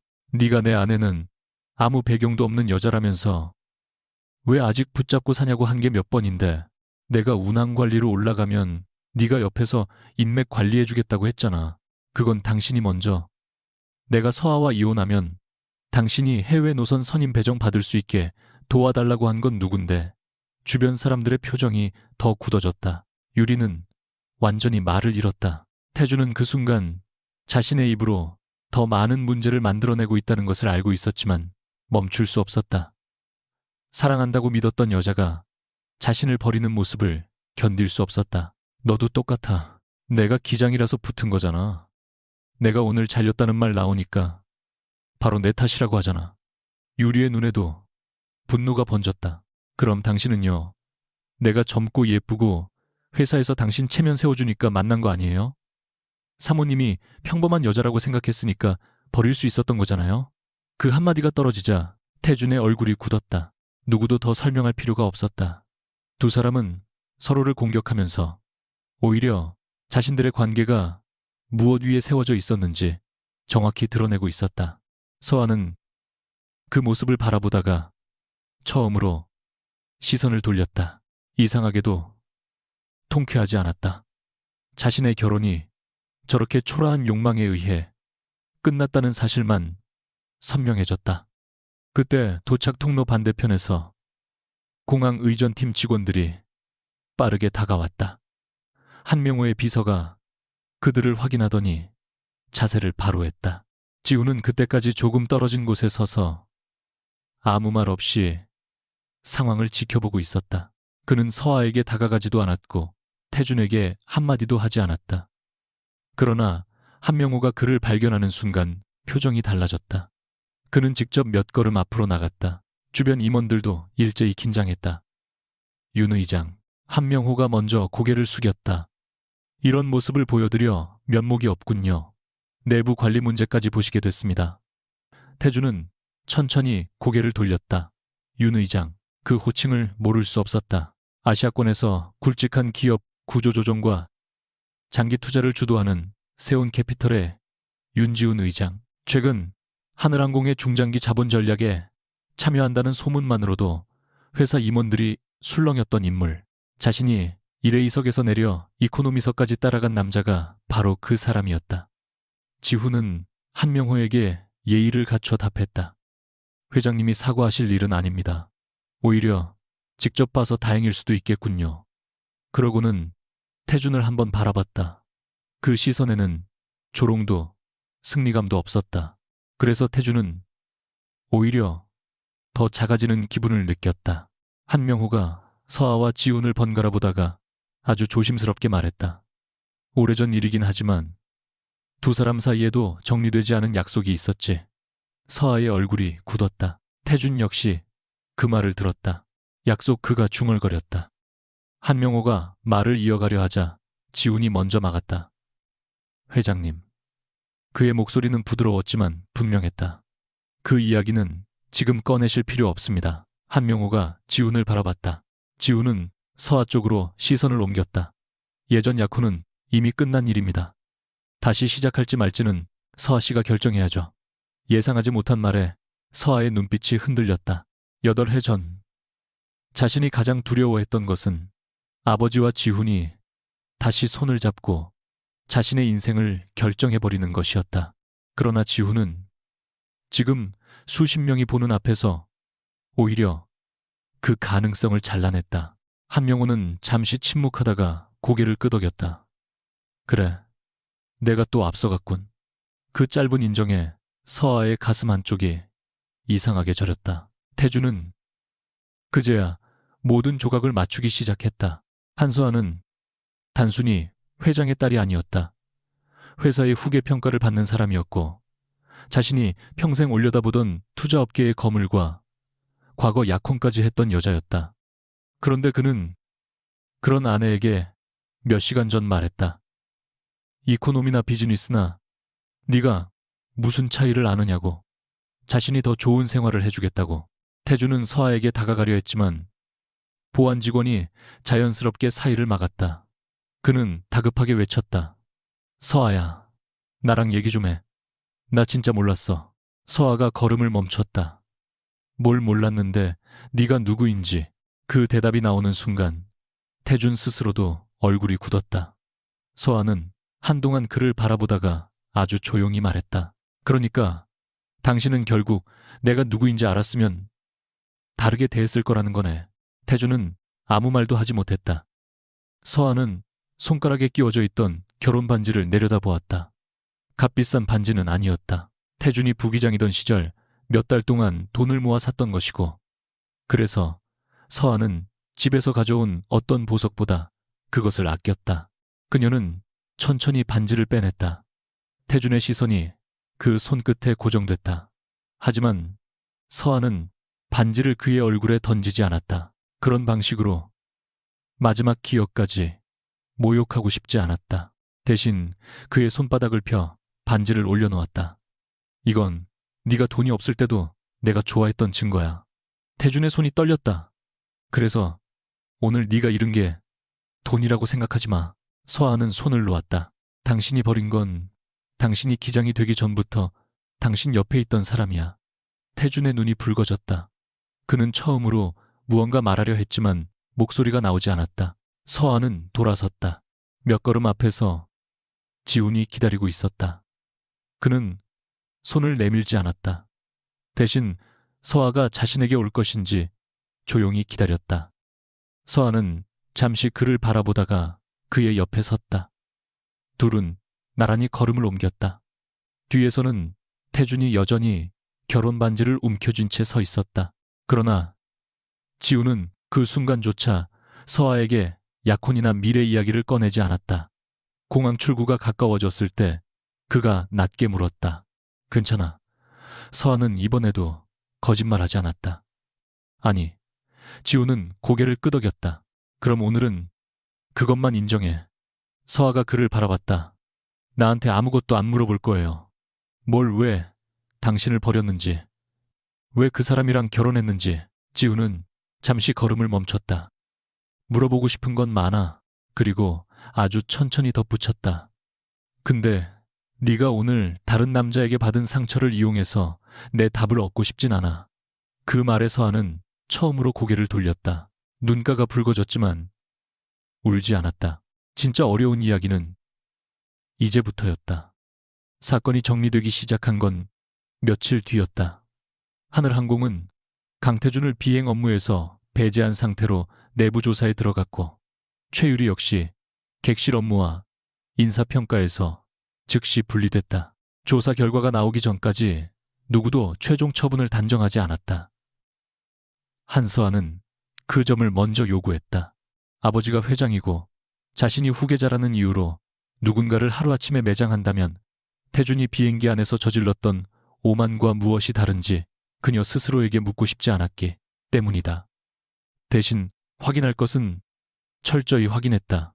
좌석 변경 과정, 박민지에게 가해진 압박 유리와 태준이 서로의 지위를 이용해 근무 배치와 평가에 영향을 주려 했던 정황, 그리고 과거에도 비슷한 불만이 있었는지 하나씩 검토했다.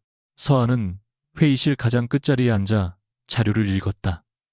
한명호가 몇 번이나 네가 직접 다 볼 필요는 없다고 말했지만 그녀는 고개를 저었다. 제가 이 회사로 돌아오겠다고 했을 때 제일 먼저 약속한 게 있잖아요. 아빠 딸이라서 결정하지 않겠다고. 한명호는 잠시 딸을 바라보다가 더 이상 말리지 않았다. 서아는 그 침묵이 예전과 다르게 느껴졌다. 과거에는 자신을 인정하지 않는 침묵이라고 생각했다. 이제는 자신이 결정할 때까지 기다려주는 침묵이라는 걸 조금은 알 것 같았다. 그녀는 자료 마지막 장을 덮으며 말했다. 태준 씨의 비행 능력 자체는 별개로 기록해주세요. 잘한 것까지 없던 일로 만들 필요는 없어요. 한명호가 낮게 물었다. 미련이 남아서 그러는 거냐? 서아는 잠시 생각하다가 고개를 저었다.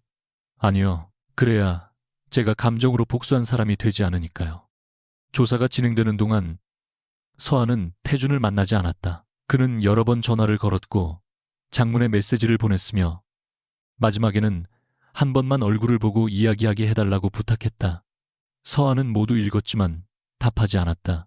대신 변호사를 통해 이혼 절차를 시작했다. 태준이 처음에는 충격을 받은 듯했지만 며칠 후 조용히 만나고 싶다는 의사를 다시 전했다. 서아는 고민 끝에 한 번만 만나기로 했다. 장소는 호텔도 고급 레스토랑도 아니었다.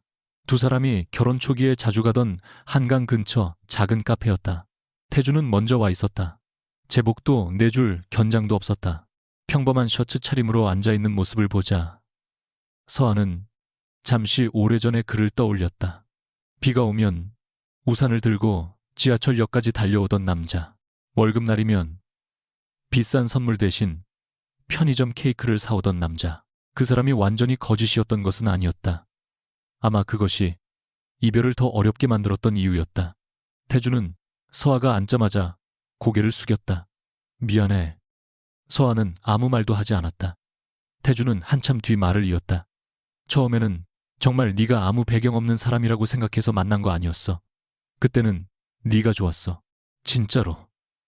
그의 목소리가 떨렸다. 다나물, 막가 갓동가.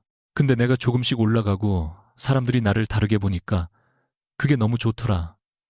처음에는 그냥 인정받는 게 좋았는데 어느 순간부터는 그걸 잃는 게 무서워졌어. 서아는 조용히 들었다. 태준은 웃지도 못한 채 말했다. 유리는 내가 되고 싶던 사람처럼 나를 봐줬어. 성공한 기장, 곧 더 높은 자리로 올라갈 사람. 넌 계속 예전의 나를 보는 것 같았고. 서아가 처음으로 입을 열었다. 그래서 내가 초라해 보였어. 태준은 눈을 감았다. 그때는 그랬어. 지금 생각하면 내가 초라했던 건데. 태준은 두 손을 테이블 위에 올려놓았다. 손가락에는 서아가 돌려준 결혼 반지가 끼워져 있지 않았다. 대신 작은 반지 상자가 그의 앞에 놓여 있었다. 이거 다시 주려고 나온 건 아니야. 그는 상자를 서아 쪽으로 밀지 않았다. 그냥 내가 가지고 있으면 계속 붙잡고 있을 것 같아서. 서아는 상자를 바라보다가 시선을 들었다. 태준은 한동안 말을 고르더니 낮게 말했다. 공항에서 네가 누구인지 알고 나서 처음 든 생각이 뭔지 알아. 서아는 대답하지 않았다. 내가 얼마나 큰 걸 놓쳤나였어. 그가 씁쓸하게 웃었다. 그 생각부터 한 내가 너무 역겨웠어. 네가 회장 딸이라서 후회한 거잖아. 그 다음에야 네가 했던 말이 생각났어. 내가 돈 없을 때도 널 좋아했던 증거라고. 태준의 눈이 붉어졌다. 내가 잃은 건 회사도 아니고 자리도 아니었어. 나를 내가 아무것도 아니던 때부터 봐주던 사람이었는데 나는 그 사람을 내가 성공하는데 방해되는 사람처럼 취급했어. 서아는 그 말을 들으며 한동안 아무 감정도 느끼지 못했다. 예전 같았으면 그가 조금만 진심을 보여도 다시 흔들렸을 것이다. 그러나 지금은 이상하리만큼 선명했다.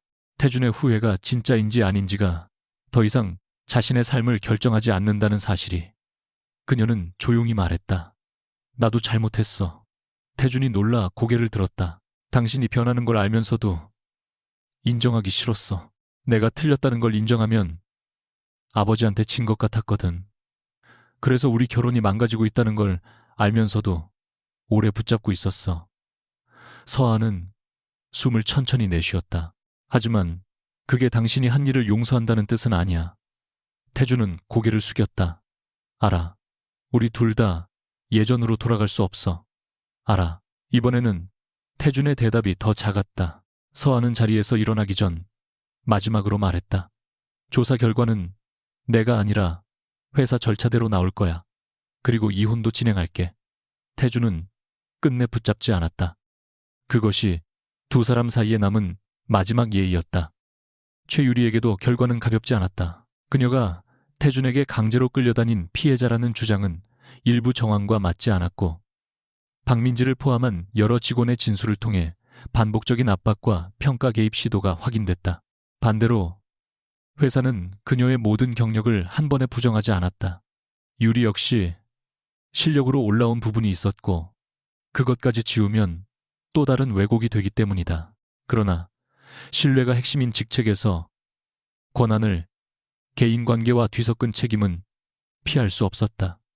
그녀는 객실 사무장 직책에서 물러나고 징계 절차를 밟게 됐다.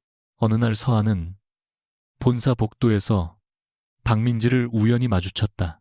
민지는 긴장한 얼굴로 허리를 숙였다. 본부장님. 서아는 그 호칭에 잠시 어색한 표정을 지었다. 아직 본부장 아니에요. 민지가 당황하자 서아가 웃었다. 그리고 그날 말해줘서 고마워요. 민지는 고개를 저었다. 제가 더 일찍 말했어야 했어요. 서아는 잠시 그녀를 바라보다가 말했다. 나도 그래요. 그런도 나도 그래요. 우리 둘 다 다음에는 조금 더 빨리 움직이면 되죠. 민지의 얼굴에 처음으로 긴장이 풀렸다. 그날 오후 서아는 한명호에게 정식으로 제안서를 제출했다. 후계자로 바로 취임하는 대신 일정 기간 현장 운영과 내부 통제 개선 프로젝트를 맡고 그 성과를 독립된 평가위원회가 검토하게 해달라는 내용이었다. 한명호는 문서를 끝까지 읽은 뒤 물었다. 굳이 이렇게까지 해야 하냐? 서아는 고개를 끄덕였다. 해야 해요. 예전엔 아빠가 정한 길이라는 이유만으로 무조건 싫어했어요.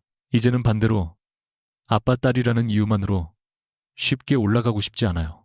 한명호는 한참 뒤 피식 웃었다. 이제야 진짜 내 딸 같군. 서아도 웃었다. 그 말은 예전에 저는 가짜였다는 뜻이에요. 예전에 넌 너무 나랑 똑같아서 문제였지. 윤지우는 그동안 서아에게 먼저 연락하지 않았다. 공항에서 헤어진 뒤 며칠이 지나도록 메시지 하나 없었다. 서아는 처음에는 다행이라고 생각했다. 태준과의 관계를 정리하기도 전에 오래된 약혼 이야기까지 꺼내고 싶지 않았다. 그런데 시간이 지나자 이상하게 신경이 쓰였다. 자신을 따라 이코노미서까지 내려와 놓고 모든 일이 끝나자 다시 아무 일 없었다는 듯 사라진 것이 얄미웠다. 결국 먼저 연락한 쪽은 서아였다. 바빠요. 단 두 글자처럼 짧은 메시지를 보내고 나서 그녀는 스스로 어이가 없어 휴대전화를 뒤집어 놓았다. 지훈의 답장은 10분쯤 뒤에 왔다. 안 바쁜 척은 가능해. 서아는 자신도 모르게 웃었다. 둘은 그날 저녁 성수동의 조용한 레스토랑에서 만났다. 지훈은 평소처럼 단정한 정장을 입고 있었지만 공항에서보다 훨씬 편안해 보였다. 서아가 자리에 앉자 그가 물었다. 이혼 절차는 진행 중이에요. 괜찮아. 그 질문 이제 그만해도 돼요. 지훈이 고개를 끄덕였다. 알겠어. 서아는 물잔을 만지작거리다가 먼저 말했다. 왜 연락 안 했어요? 지훈이 눈썹을 올렸다. 연락하면 싫어할 것 같아서. 당신이 그런 것도 신경 써요. 요즘 배우는 중이야. 서아는 웃음을 참지 못했다. 잠시 후 분위기가 가라앉자 지훈이 조용히 말했다. 사실은 기다렸어. 네가 내 쪽으로 올지. 서아는 그를 바라봤다. 또 확인하려고 하니. 지훈은 고개를 저었다. 이번에는 확인하지 않으려고. 그 말은 서아에게 오래 남았다. 8해 전 두 사람은 모두 상대를 사랑하기보다 상대의 선택을 통해 자신이 틀리지 않았다는 걸 확인하려 했다. 지훈은 혼담을 받아들이는 서아를 통해 자신이 충분히 가치 있는 사람임을 증명하고 싶었고, 서아는 그 혼담을 거부함으로써 누구의 소유도 아니라는 걸 증명하고 싶어 했다. 그래서 둘 다 상대의 진심을 제대로 묻지 않았다. 서아가 말했다. 그때 왜 안 잡았어요? 지훈은 잠시 창밖을 바라봤다.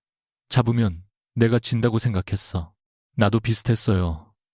돌아보면 웃기죠? 전혀 안 웃겨. 난 꽤 오래 상처받았거든. 지훈이 너무 담담하게 말해서 아는 오히려 미안해졌다. 미안해요. 지훈은 고개를 저었다. 나도 미안해. 그때 네가 왜 숨막혀 했는지 알면서도 약혼 조건만 정리하면 되는 줄 알았어. 네가 원한 건 계약을 좋은 조건으로 바꾸는 게 아니라 선택권 자체였는데. 그는 잠시 말을 멈췄다가 서아를 바라봤다. 그래서 이번엔 아무 조건도 안 걸 거야. 서아의 눈빛이 흔들렸다. 지훈은 주머니에서 작은 벨벳 상자를 꺼냈다. 서아가 놀라 굳자 그가 바로 덧붙였다. 걱정 마. 지금 끼워달라는 거 아니야. 상자를 열자 오래전 두 사람이 정략 약혼을 준비할 때 맞췄던 반지가 들어있었다. 아직 가지고 있었어요. 버리려다가 못 버렸어. 미련이 좀 있었나 봐. 지훈은 상자를 닫아 테이블 위에 놓았다. 이번엔 약속 때문이 아니라 네가 원할 때와. 그리고 그 상자를 서아 쪽으로 밀지 않았다. 서아는 반지보다 지훈의 손을 바라봤다. 예전 같았으면 그 말의 의미를 의심했을 것이다. 정말 기다릴 건지, 이것도 결국 자신을 움직이기 위한 계산인지, 그의 집안과 아버지가 이미 다른 이야기를 끝내놓은 것은 아닌지 하나씩 확인했을 것이다. 그러나 이번에는 묻지 않았다. 대신 천천히 손을 뻗어 그의 손등 위에 자신의 손을 올렸다. 지훈의 눈이 아주 조금 커졌다. 서아가 말했다. 반지는 아직 안 받을래요. 알겠어. 결혼 이야기도 당분간 하지 말고. 알겠어. 그리고 나 때문에 하늘항공 투자 조건 바꾸면 안 돼요. 지훈이 한숨을 내쉬었다. 그건 정말 상관없는 문제야. 서아가 눈을 가늘게 뜨자 그가 웃었다. 알겠어. 업무는 업무로 하겠습니다. 한서아 씨. 그녀도 따라 웃었다. 그러고는 손을 놓지 않았다. 지훈이 조심스럽게 물었다. 그럼 이건 무슨 의미야? 서아는 잠시 생각하는 척하다가 말했다. 데이트 허락 정도. 지훈은 웃음을 터뜨렸다. 8년 기다려서 데이트 허락이라. 싫으면 됐고요. 서아가 손을 빼려 하자 지훈이 이번에는 놓치지 않았다. 너무 세게 잡지도 않았다. 서아가 원하면 언제든 뺄 수 있을 정도였다. 아니, 이 정도면 꽤 좋은 조건이네. 그 말에 서아가 웃었다. 아주 오랜만에 누군가와 미래를 이야기하면서도 숨이 막히지 않았다. 몇 달 뒤 서아는 하늘항공의 운영 혁신 프로젝트 책임자로 정식 업무를 시작했다. 후계자라는 호칭보다 현장 직원들이 무엇을 불편해하는지 직접 듣는 시간을 더 많이 가졌다. 첫 회의에서 그녀는 가장 먼저 내부 신고와 평가 시스템을 분리하는 개선안을 올렸다. 권한을 가진 상사가 개인적인 감정으로 근무 평가에 영향을 주기 어렵게 만드는 장치였다. 박민재를 비롯한 여러 직원의 경험이 그 제도의 출발점이 됐다. 한명호는 딸이 발표를 마친 뒤 아무 말 없이 박수를 쳤다. 회의실 사람들이 따라 박수를 치자 서아는 괜히 눈시울이 뜨거워졌다. 회사 밖에서는 태준에 대한 징계도 최종 확정됐다. 그가 다시 비행할 수 있을지 여부는 별도의 자격 판단과 향후 절차에 맡겨졌고 하늘항공과의 고용관계는 끝났다. 서한은 결과를 들었을 때 오래 침묵했다. 통쾌하지도 슬프지도 않았다. 한 시대가 끝났다는 기분만 들었다. 그날 저녁 지훈이 본사 앞까지 찾아왔다. 검은색 차량이 길가에 기다리고 있었지만 그는 뒷문을 열지 않았다. 저녁 먹을래? 서아가 물었다. 그래, 차 타지 말고 걸어요. 지훈이 한강 쪽으로 이어진 길을 바라봤다. 꽤 먼데. 싫어요. 아니, 네가 걷자면 걸어야지. 서아가 피식 웃었다. 벌써 너무 순종적인 척 하지 마요. 오해하지 마. 오늘만이야. 두 사람은 천천히 걷기 시작했다. 유리벽 너머로 저녁 서울의 불빛이 번졌고 퇴근하는 사람들 사이에서 누구도 그들을 회장 딸과 투자회사 의장으로 바라보지 않았다. 그저 나란히 걷는 두 사람이었다. 지훈이 문득 물었다. 어디로 갈 건데? 서아는 걸음을 멈추지 않았다. 예전이라면 누군가 정해주길 기다리거나 반대로 누가 정했다는 이유만으로 전혀 다른 방향을 택했을 것이다. 그녀는 그 두 가지 모두 자유가 아니었다는 걸 이제 알고 있었다.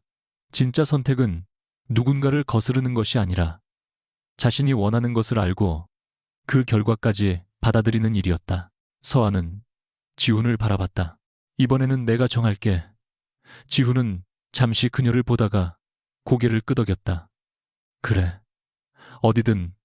서아는 그의 손을 먼저 잡았다. 반지도 계약도 아버지의 명령도 없었다.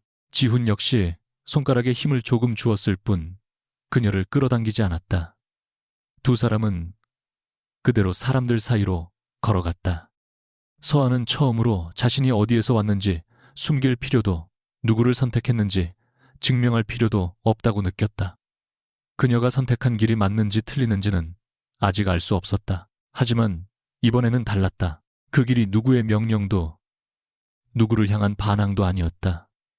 온전히 그녀 자신의 선택이었다.